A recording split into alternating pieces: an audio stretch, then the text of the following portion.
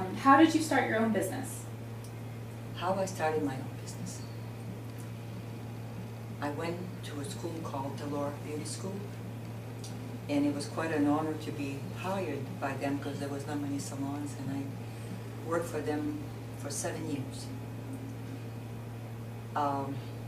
What it was, I had a hard time in English, but I was so overwhelmed with all the people, and they would not say hello to anybody or introduce people to anybody, and that was bothering me, and never dreamed I would have my own place. I was so honored to have a job with them. It was quite an honor to have a place. So I was there for 7 years, but never dreamed of having my own place. But in the back of my mind, I'd say, someday I'm going to have a salon. It's going to be very, very friendly. And I used to call everybody my friend in English because I didn't know their names, and I couldn't pronounce their names. So I started. I said, it's going to be called Mon Ami, and it's going to be the friendliest salon there is.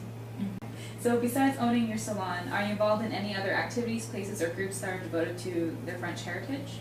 Yes, ma'am. Okay, what are you? I play the accordion. Oh, wow. You would love it. I'll play for you before you go. Okay.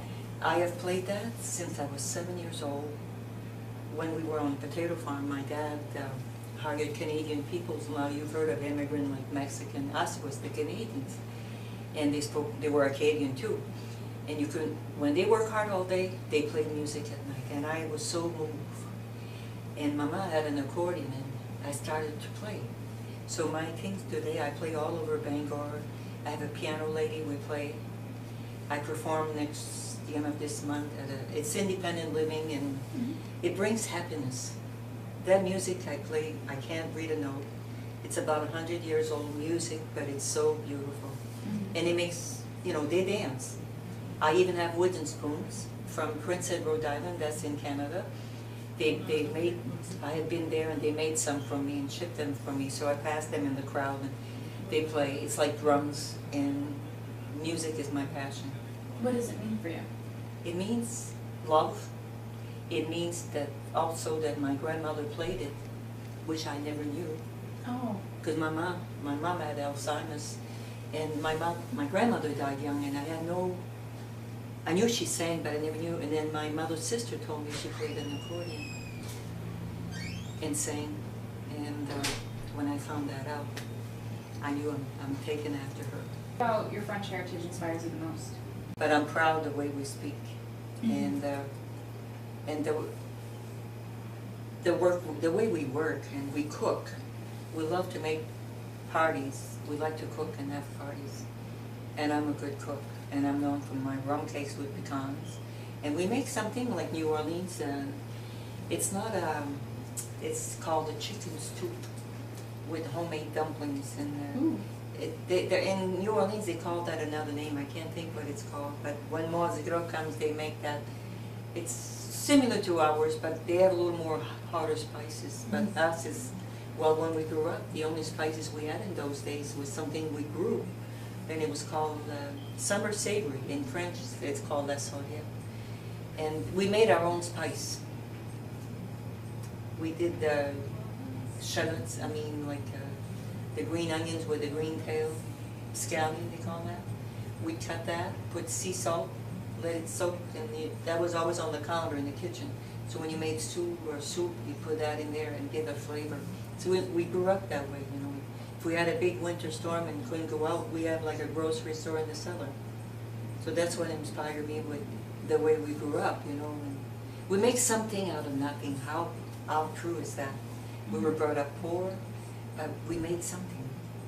And we never threw nothing away. You might need that someday, and then that connects together. And it's the way we are. And we love to work. I do. How was that growing up on the potato farm?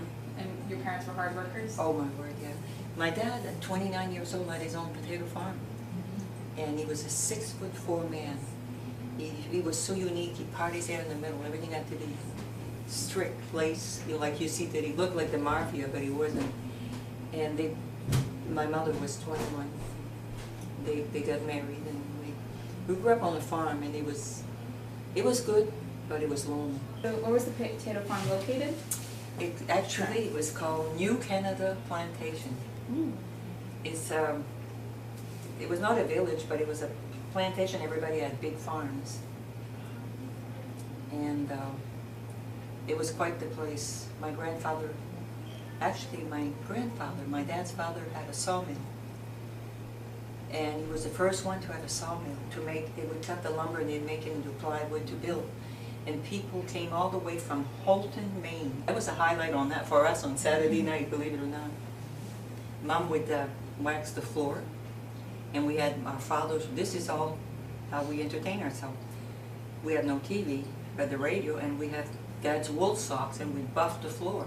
And it made it, and we danced, and we made, we had potatoes on. We have a big wood stove, and the stove was all like a wood stove, I mean black stove, and all clean, and we cut potatoes, like very thin slice, and we put that on the stove, and it was like potato chip.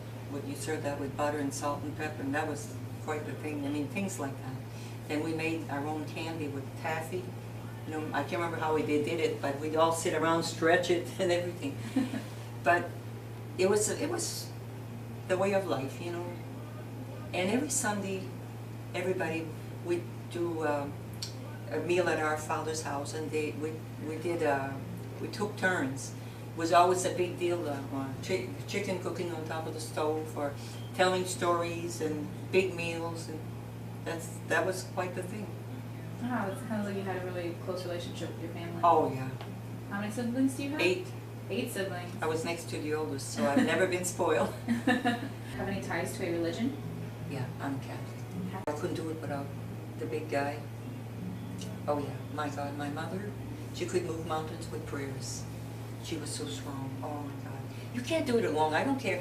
And I don't care what religious you are. I mean, religion you are, we're all in the same. Do you feel like you have been personally marginalized because of the culture you belong to? For a long time I wouldn't talk because I was afraid they'd tease you so bad. And then at the end I said, forget that. I have so much to offer here. I'm going to talk. They don't like it too bad because we're gifted to talk. So that I didn't pay attention. So how important is the French language to you? Very, very important. Because we belong once a month. A French club. When we have another gathering, I'll invite you. It's all French, and we all what. How would you describe yourself as a person? You know, you have your hardworking, you said, and you're as a person. I think I'm great. That's good. I have a lot to offer. That's why. It's called love. I have so much love, my dear, for people. Yeah, it seems like you have just like this beautiful happiness in life, and you make people happy. I do. Not just doing here, but I'm always get donuts, or make sure you have good coffee. It's very important. I had a lot of good teachers, my aunts. How would you define happiness? I know that's a really loaded question, but for you, what is happiness? You get up in the morning, you gotta have that Starbucks coffee. Happiness is you get up in the morning. So if you don't sleep well, big deal, you get another night. You make what you want to make, and happiness,